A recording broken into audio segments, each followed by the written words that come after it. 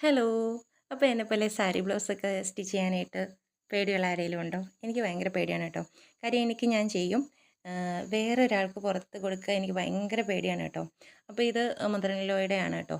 ഈ ഒരു സാരി ബ്ലൗസ്. അപ്പോൾ ഈ ഒരു കട്ടിങ്ങിൽ ഞാനൊരു മണ്ടത്തരമൊക്കെ കാണിക്കുന്നുണ്ട് കേട്ടോ.